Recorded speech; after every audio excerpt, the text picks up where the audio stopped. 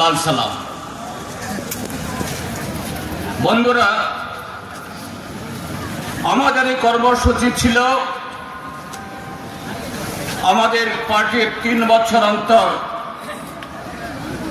যে সম্মেলন হয় সেই সম্মেলনের রাজ্যস্তরীয় সম্মেলনের একটা প্রকাশ্য সমাবেশ। কিন্তু আজকে এটা সমাবেশ না, আজকে সমাবেশ ত্রিপুরা রাজ্য থেকে দুঃশাসনের রাজত্ব অবসানের শপথ গ্রহণ করার দিনে পরিণত হয়েছে। আজকের দিন থেকে এই দেশের শত্রু, আমাদের রাজ্যের 40 লক্ষ মানুষের শত্রু ভারতীয় জনতা পার্টি এবং তাদের দূষর ত্রিপুরা মথা এবং আইপিএফটি দিন গুণা শুরু করো তোমাদের জয়। বন্ধুরা, এই ছোট্ট পরিসরে আমাদের জনসভা করে শহরের দোকানি, পথচারী, আপনারা যারা দূর দূরান্ত থেকে এসে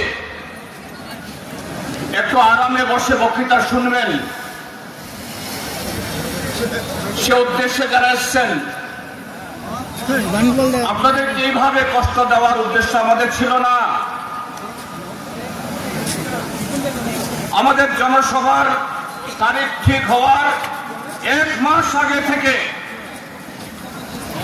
স্বামী বিবেকানন্দ ময়দান, যেটা কি আমরা আস্তাবল ময়দান বলে আমরা চিনি, সমস্ত রাজনৈতিক দল সমস্ত কালে তাদের এই বড় কর্মসূচি সেখানেই করে থাকে, যে কোনো সরকারের সময়। আমরা সমস্ত নিয়ম মেনে সেই মাঠ চেয়েছিলাম। আমরা যখন মাঠ চাই, সেদিন স্পষ্টভাবে আমাদের জানানো হয়েছিল সেই মাঠে কোনো রাজনৈতিক দলের, কোনো সংগঠনের, সরকারের কোনো কর্মসূচি নেই। আপনারা জনসভা করতে পারেন।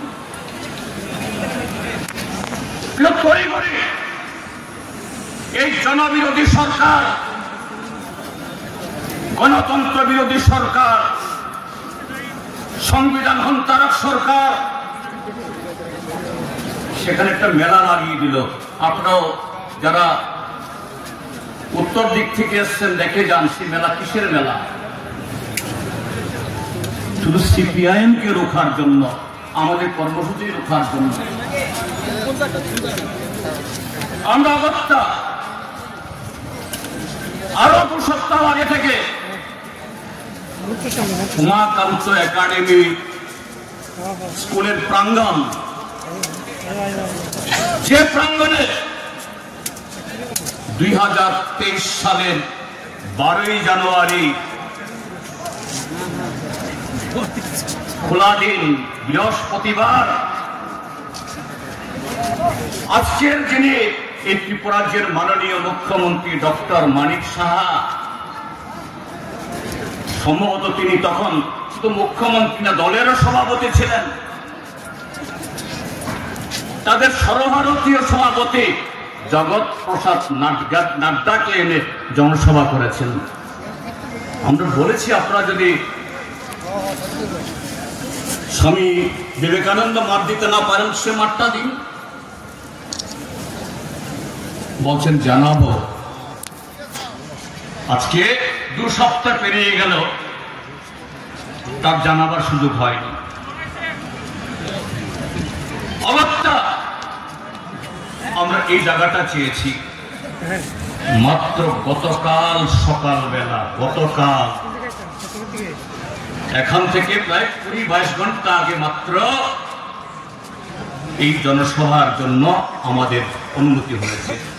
এতই যদি উন্নয়ন হয়ে থাকে,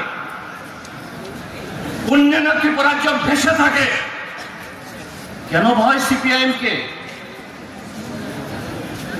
ত্রিপুরা রাজ্যে তো এই প্রশ্নাত্মক যে নির্বাচনগুলি হয়, সে নির্বাচনের কারণে মানুষ ভোট দিতে পারে না।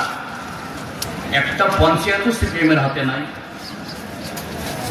একটা পঞ্চায়েত সমিতি সিপিএম এর হাতে নাই, এডিসিতে একজন প্রতিনিধিও আমাদের নাই। তারা বলে থাকেন দূরবীন দিয়ে দেখতে হবে সিপিএম কে, তাহলে যে সিপিএম কে দূরবীন দিয়ে দেখা যায় না, যে সিপিএম নিচ্ছিন্ন হয়ে গেছে বা নিচ্ছিন্ন করে দেবে, আজকে কেন ভয়?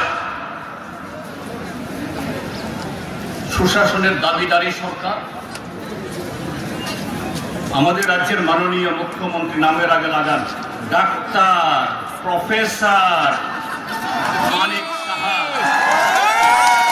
ডাক্তার বাবু, প্রফেসর বাবু, আপনি তো ত্রিপুরা রাজ্যের মুখ্যমন্ত্রী, আপনি শুধু বিজেপির মুখ্যমন্ত্রী না,